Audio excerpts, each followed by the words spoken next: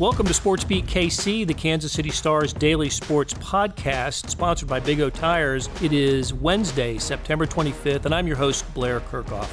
On today's episode, we cover the essential Patrick Mahomes topics. Actually, he does at his weekly press conference at the Chiefs training facility. Later, Jesse Newell, who covers Kansas for the Kansas City Star and Wichita Eagle, stops by, and we discuss the latest bombshell story, Kansas getting the notice of allegations from the NCAA, which includes 7 Level 1 violations, 5 for men's basketball. All this and more on Sports Beat KC, the Kansas City Star's daily sports podcast. Patrick, do we make too much of a big deal about playing in a dome? You played in one a few times. Is there a tangible difference in things you can do better in a dome? I think other than if it's like raining or snowing outside, then I don't think it makes too big of a difference. I know when it gets out there, you still have to play football. You still have to make the throws. And I've played in it a couple times, and I mean, it feels like just any other football game. Pat, I know you played with Darrell Williams for a couple of years now. But did you learn anything about him in Sunday's game? Yeah, I mean, I don't know if I necessarily learned. I mean, I already knew that. I mean, he's a playmaker. He's a guy that when he gets his opportunities, he makes plays, and you saw it a little bit at the end of last season whenever he got in the game and he was ready to go after not playing really the whole season until then. And then now, him getting in, he's always prepared. He always makes sure that he's ready to go, and when he gets opportunity, he makes the most of it. Patrick, on the play with Mecole where he's wide open, it seemed like maybe you kind of anticipated that he would be open, and once the defense off, and you kind of just take them through that play. Not necessarily. I actually was thinking about throwing Sammy over the middle, and that was kind of my first read. And as I went to throw it to him, I saw the safety jump him, so I just shot it right over his head to Mecole. And so that just goes through the progression of the read. I mean, you know where you're thinking before the snap, but you have to play it out when the snap goes and take what the defense gives you. Now, what has LeSean McCoy meant to the team both on and off the field since he's gotten here? Yeah, I mean, he fit in perfectly, first off. I mean, his mentality, his attitude, I mean, he's a guy who loves this game. He loves playing football with guys that love playing it with him. And so for him, he's added that veteran leadership, of course, of being here, and he knows how to go out there and have success. But he's someone that has added another guy in the locker room that you can really gel with and have a lot of success with. Is there anything, Patrick, that you've noticed this year to last year where if you're watching film of an opponent, it seems to come quicker to you in terms of just sort of seeing how they maybe scheme against a similar opponent before facing you? Yeah, I think just seeing stuff that they've done either to us in the past or, like you said, similar opponents, it helps me just knowing that I've seen those looks before and I understand what the defense is trying to get you to do in order to make a mistake. And so just being able to eliminate those before you even hit the field is something that I feel like I've picked up on faster this season. Along those same lines, Patrick, obviously the Lions come off a game where they played the Eagles. Doug Peterson coming from the Andy Reid tree. What's jumped out about you when you looked at that Lions defense and how they defended against the Eagles offense? Yeah, they played physical football. They play a lot of man coverage. They really got up in everybody's face, and then they stopped the run game for the most part. And I think the biggest thing they did against the Eagles was they capitalized on turnovers, and I think that was a big thing that they focus on is trying to get that ball out, if it's interceptions or if it's trying to strip the ball from the guys running with it. That's a big thing that they capitalize on, and so we're going to try to protect the ball and move the ball down the field. Patrick, Mecole's had 2 really big games. How have you seen him kind of evolve over the last few games? Yeah, I mean, he's getting more and more comfortable every single week. I mean, that's what happens when you're in this offense. I mean, Coach Reid throws a lot at you, and so for a while you're kind of trying to figure it out and play, but he's picking up stuff fast, not making the same mistakes, and I think the more he picks up, the faster you can see him play on the field. What's it like for you a week like this when you're studying an opponent that you haven't faced before? Everyone you faced earlier this year, you played last year. What's that kind of first look at a team like? Does it change your week at all in studying? Not necessarily. I mean, the thing with playing this opponent is, I mean, we've played the Patriots a couple times, and Patricia was there that my rookie season with the Patriots. So you're able to look back at stuff they did against us then, and then all the way to the stuff they do now versus the teams that play similar offenses that we have. And so I think just preparing that way, I mean, obviously when you get to the field, it'll be a little different, not being a team that you've played before, but I'm still preparing myself in order to have success whenever I get out there. Looking back at the tape, it kind of seemed like you were a little bit more animated and demanding of some of your offensive teammates. Is that a comfort thing, or just where are you at as far as, is that something you developed over the year now, feel comfortable maybe this year instead of last year? Just Where did that come from? Yeah, I mean, you just want to have success on every single play, and that's something that I think we have as a team is we hold each other accountable. It's not just me saying stuff to those guys. I mean, they'll say stuff to me if I do something wrong, and if you have that type of chemistry and you can talk to each other in that way and still respect each other and still love each other, then that's when you get the best out of each other. Pat, you talked about Hardman's touchdown after the game, and you called it the Tyreek effect. So when you threw the ball, you knew that was 6? Yeah, once he got it in his hand, I knew there was a pretty good chance he was getting there. So, I mean, he's a fast guy. He plays really good with the ball. He gets the ball in his hand. So just trying to get the ball to all those guys, and usually when they break it, it's pretty much all over. The Lions have a guy who I think you two had an issue when you were in school, when you played in college. Are you guys good now, or do you anticipate any problems with him on Sunday? Yeah, I don't know if it was an issue. I mean, he just kind of knocked me out. But he's a great player, Quandre. I'm actually friends with him now, and it's something where in the heat of the moment there might have been a little issue, but I mean when it comes to football, I mean we're still the guys that come from Texas that love playing this game. It seemed like there was some stuff on Twitter after that. Yeah, but that's just a rivalry. I mean, that's Texas versus Texas Tech. I mean, we get to beat them every now and then, so whenever we do, we like to puff our chest out a little bit. Ben asked you about this earlier, but it's a big national push about you in the Dome. Is there anything that you'll change preparation-wise now that you're playing and not outside for the first time as a pro? No, not at all. I mean, we practice inside, and I've played a few games inside before, and we played the preseason last year inside. So, I mean, you just prepare like if it's any other football game, and I think that's how you do regardless if you're in the Dome, if it's snowing, if it's raining. You just try to make sure that you're ready to have success with whatever the elements or the circumstances are. Do you know any difference? Do you see any difference from your receivers? I mean, they're always fast. So, I mean, I don't know. They might be a little bit faster, but, I mean, it's hard to beat the speed they already have. Patrick, what do you remember 5 years ago, June, when you got drafted by the Tigers? I know you tweeted out that you're going to Lubbock, but what was that night like? Yeah, it was cool. I was actually already in Lubbock when I got drafted, and they called me and congratulated me. They pretty much knew that I was going to play football at that point, but it was still an awesome opportunity to get that. I don't know, you say accomplishment of having that my whole entire life, and I appreciate them for giving me that chance. And how was the concert going experience on Sunday night? No, it was cool. So I had been in touch with those guys before, and to see them in concert, I mean, it was awesome. They were going hard the whole time. I probably couldn't hear for the next day, I guess, because it was so loud. But I mean, those guys have had a lot of success for a long time now, so I was glad to be a part of that. Patrick, how hard is it to do that on the day of a game? I mean, were you pretty wiped out? Yeah, I mean, but it's a little bit better when you win. So I might have not made it there if we'd have lost the game, but since we won, I was still in a good mood. If you had to start a boy band with some of your teammates, who would it be and why? I mean, obviously Travis. I mean, he's the lead singer. He's the guy that gets everybody going. And then I don't know, Rashad Breeland maybe, so someone like that. That part about the Jonas Brothers, we asked that specifically for Kathy Liu, our producer, who was all agog when she heard about Patrick Mahomes attending the Jonas Brothers concert Sunday night at Sprint Center. Hey, we're going to take a break and be back right after this. When it comes to saving big on tires, do the math at Big O Tires. Start by saving $100 instantly on sets of 4 Big O brand tires with paid installation purchase. Then receive an additional $50 by mail-in rebate on qualifying purchases using your Big O Tires credit card. Add it all up, and you can save as much as $150. The tires you need, the savings you want. Only at Big O Tires, the team you trust. Hurry, sale ends October 13th. For the location nearest you, go to bigotires.com. Hey, it's Blair. Hey, we have a special subscription offer for SportsBeat KC listeners, unlimited digital access to the Kansas City Star's award-winning sports coverage. Sign up now for 1 year of Sports Pass for access to all the sports news, features, and columns we have to offer. And it's only $30. That's a 40% savings off our regular rate. For your convenience, your subscription will automatically renew after the initial term at $50 unless you tell us to cancel. A lot of subscription services won't tell you that. They'll just sneak it on there. We just told you. Your subscription helps support the sports coverage of kansascity.com and the Kansas City Star. Please visit kansascity.com/SportsBeatKC offer to get this special offer. And as always, thanks for listening. I'm reading the front page of Tuesday's Kansas City Star, stripped across the top of A1. KU accused of major NCAA violations semicolon, plan to fight.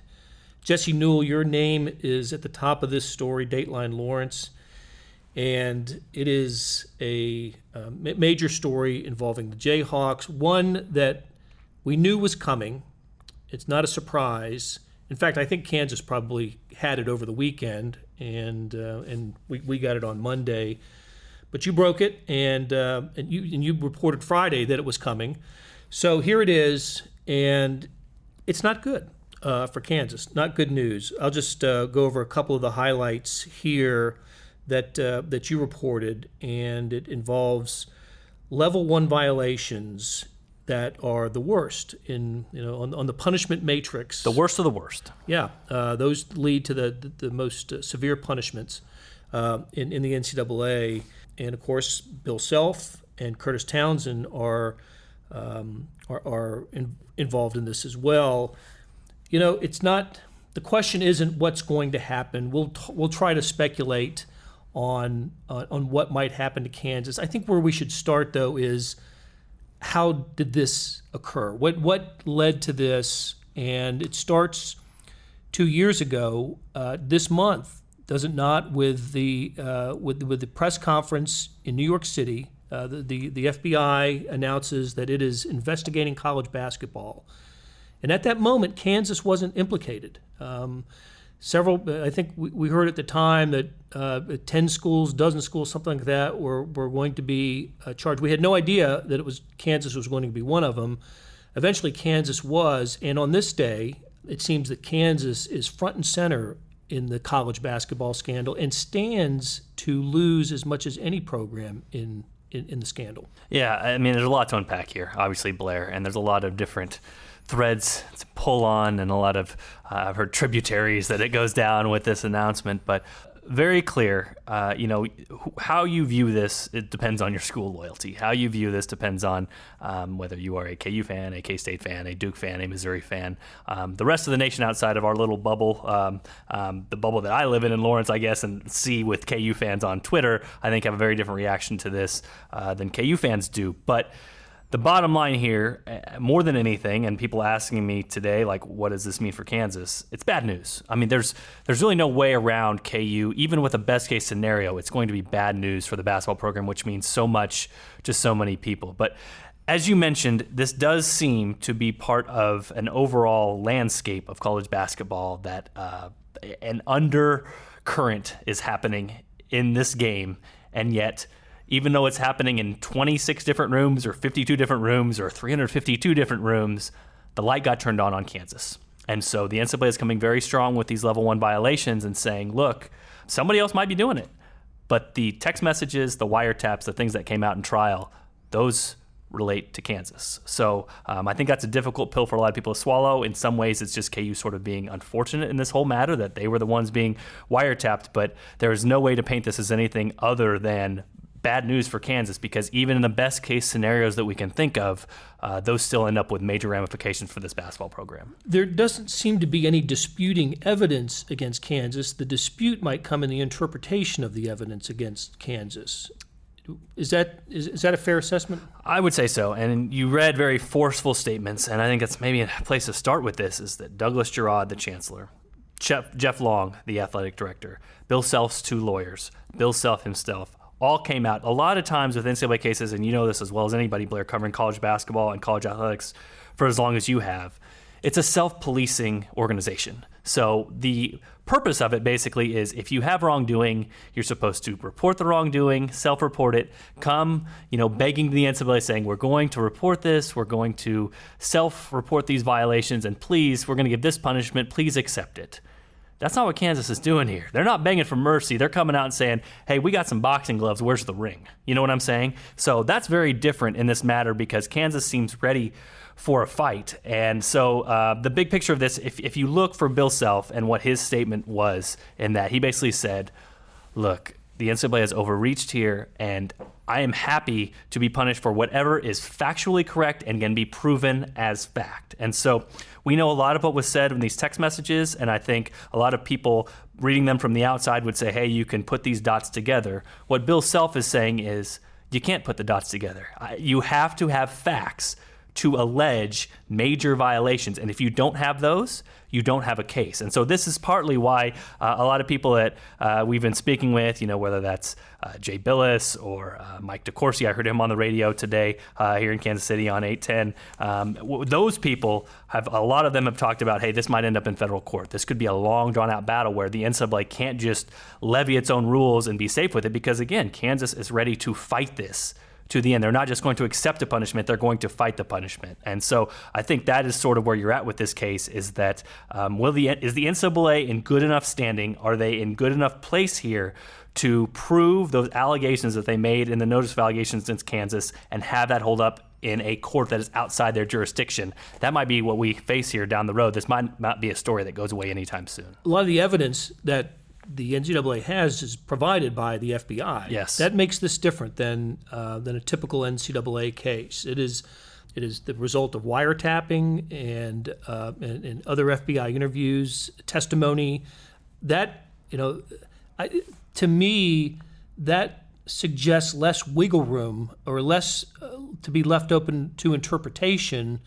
And I guess that doesn't bode well for Kansas, than it would be if this were a typical NCAA brings its investigative team onto the campus and starts asking around. I liked what you said earlier and agree that it is analogous to Kansas putting on the gloves and getting in the ring, but I think the NCAA is in the ring with its gloves as well. Yes, and that's the NCAA has a lot at stake here also. I mean, they have.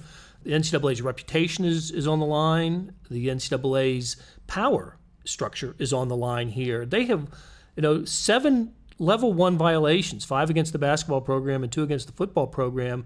That could, if Kansas doesn't defend itself, that adds up to, a lot of punishment for one university. I think Kansas felt like it had to match, it had to come out aggressively on this. Yeah, and basically what you're looking at is the NCAA, I don't know if I should say chose Kansas, but this is a major moment.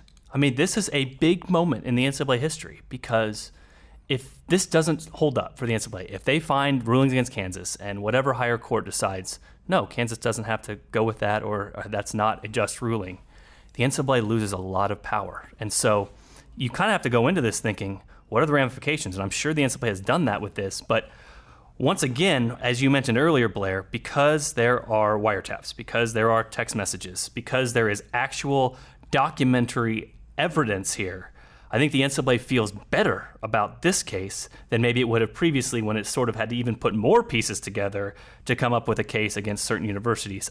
And we can talk about the North Carolina, academic fraud, where, hey, that really didn't end up in the NCAA's purview because it was more of an academic issue. I mean, this is sort of wheelhouse NCAA here. This is Adidas representatives now being classified as boosters that are working on behalf of the athletic program to bring recruits in and pay families, those sorts of things. So if they can't hold up on this one, they're going to have a lot of trouble holding up on ones in the future. So this is just kind of a fascinating case, because if this one goes down for Kansas and Kansas gets all these sanctions, well, guess who's next? Arizona's next, and all these other ones that were wrapped up in the same case as well. And the NCAA can sort of start to grab some power back that it seems to have lost. But if they don't win this one, the future for the NCAA, I don't want to overstate it, but if it doesn't have any power, the future of the NCAA very much could be at stake, because if it holds no power over these schools, and these schools win in the court of law, then there's not much left of the NCAA. No, and look, and this is sort of why this case specifically is why the NCAA rulebook exists for recruiting violations. That's why the NCAA manual is, well, one time it was a lot of pages. I can tell you from experience. Hundreds and hundreds of pages. A lot of pages. Because basically to address recruiting violations. And that's at the heart of the matter here, recruiting violations, when it comes to 2 players specifically, right? Yeah, Billy Preston and Sylvia DeSosa, even though they were redacted in the document, those were who got brought up at trial, and those were obviously the ones that were listed in the notice of allegations here. Now, there's some other ones in there. They mentioned the DeAndre Ayton part, where TJ Gassnola had said he let Bill Self down on because he hadn't gotten Dayton to go to Kansas. And it also seems Zion Williamson as well made an appearance in there because we know about the Curtis Townsend text messages to say, allegedly he would do what it took to get Zion to campus or potentially would look into that. Again, all open to interpretation because I'm sure that lawyers will look at that and say, hey, well, that doesn't mean exactly he would do it. It just said he potentially would look into things, and that doesn't mean money, all those sorts of things. That gray area is where Kansas stands right now. I mean, they're saying, look, come prove it. Come prove it. And that's going to be the lawyer's stance here is that, like, I don't care if it looks like something. I don't care if it seems like something. I care what it is. And if you can't prove what it is, then you don't really have a case. Now, that's how it works in court. That's how it works in the real world. Does it work that way in the NCAA? I'm not sure. And if it doesn't, and KU gets all these sanctions, then, again, we might have a higher court that has to take a look at this. I'll tell you what I think about, Jesse, when I consider this story in the situation that Kansas is in. We mentioned 2 years ago the FBI just surprised the sports world by announcing that it was investigating. It had spent the last previous years wiretapping and digging into the dirty underbelly of college basketball. So from that, the NCAA decided to, Mark Emmert, the NCAA executive director, decided to get tough. Created the Rice Commission, the Condoleezza Rice Commission, and that group put together a list of changes, suggested changes, which the NCAA accepted, and some of those are creating more opportunities for student athletes, but also kind of clamping down and trying to rid college basketball of outside influences that aren't that are financial in nature and not parental or coaching in nature. So we see some of that now in NCAA sanctioned summer basketball leagues. One of them's at Wichita State this summer, right? So the NCAA has for the last couple years wanted to appear and then start acting tough and cracking down on the culture of college basketball. This to me is the story that's out front for the NCAA. That we spoke earlier, the importance of this to the NCAA. We know it's important. It's the most important thing for Kansas. More than half of Kansas's athletic funding comes from men's basketball. One of the very few, right? But it's that important to the NCAA. I'm not saying to make an example of Kansas, but to prove that it can talk the talk, walk the walk as well as talk the talk, and all it's done in the last 2 years to kind of take back college basketball from the street agents, the apparel folks. That there's teeth in that, and we'll see. Look, maybe some of that hinges on the outcome of Kansas, but. That's what I think about when I consider this case and whatever's coming against in Louisville or Arizona and others. Yeah, I was going to say teeth is exactly the way I would put it. Does the NCAA have teeth? This is going to say yes, or this is going to say no. And I'd be remiss if I didn't talk about, Blair, some of the major ramifications too here for Kansas. So we talked about this. This will most likely not affect this basketball season because right. this I was going to ask you about the timeline. This takes a long while. 90 days for KU to respond, 60 days for the NCAA to respond back to it. Then they set up a hearing. So this year's season most likely not impacted, but what it will impact is recruiting. KU I think has already seen some of this in the last couple of years as we've seen KU.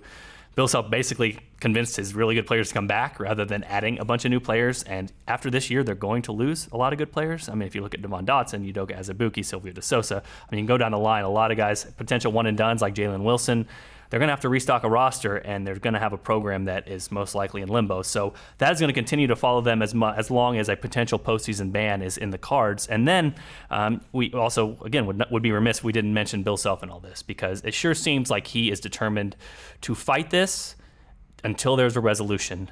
And as we mentioned, Jeff Long, Douglas Girod, the athletic director and chancellor for Kansas, have stood behind him publicly in statements to say that they support him in the basketball program. Once this all goes down, whenever the fighting is over, he could potentially have a suspension from the NCAA. He potentially could have a multi-year postseason ban or a single-year postseason ban. When it's all done and over with, what happens to Bill Self? And it's not an answer we have right now, and it's not an answer we can really see into the future with our crystal balls yet. But I think that perhaps more than anything for Kansas basketball fans, I mean, postseason bans are awful, but what happens with Bill Self? That's a question we can't answer, but that's a question that I think is at the forefront of most fans' minds. And Kansas basketball is proud, tradition-rich. The deep history is respects the symbolism of the game, and you're often reminded that James Naismith was the first coach, and Phog Allen the father of basketball coaching. What I'm getting at is they like their banners at Allen Fieldhouse, and I know that in the grand scheme of things, this pales in comparison, but also at risk for Kansas. And if you ask me today, I would lean toward this happening. Banners will come down for this. I mean, Silvio De Sousa could end up being ruled ineligible from the Kansas used an ineligible player, Silvio De Sousa, in 17-18. Was he 17 games that year? Or yeah, second half of the season, yeah. Which included their as I recall, their Elite Eight victory over Duke, which sent them there. He had a good game that also their 14th straight Big 12 championship in the regular season. He was the All Tournament. He was a member of the All Tournament team at the Big 12 tournament. He played well in the NCAA. So all those go into the record book as vacated. Yeah, and I think if you give truth serum to KU fans, if that was all that came about, they could take it and you run. lived it. You lived it. You saw it. And it's not erased from my memory. A banner doesn't have to go up for me to remember what happened. So I think KU fans will gladly take that. But I mentioned earlier, like a best case scenario for Kansas, if I'm crafting this out, is probably that this thing gets tied up in courts, it goes to district court, or federal court, and eventually that KU has a court that says the NCAA overstepped its bounds. But even in that best case scenario, we're talking years and years and years of this thing dragging on and this gray cloud just not going away. And also, the gray cloud not going away, but again, with recruiting, I mean, if Kansas wants to be the program that it's been, it's very difficult to do that when you have this thing that just will not go away and does not have a resolution. All right, Jesse, thanks for stopping by. We will stay in touch, and we will keep up with this story, and it's not going away anytime soon. It will not. I appreciate it, Blair. Links to the stories we discussed can be found in the show notes on kansascity.com, and Chief Stories also can be accessed on the Red Zone Extra app. Big thanks to Kathy Liu and Leah Becerra for putting together today's show. If you're listening to us on Apple Podcasts, please rate and review us. We'll be back on Thursday with another episode.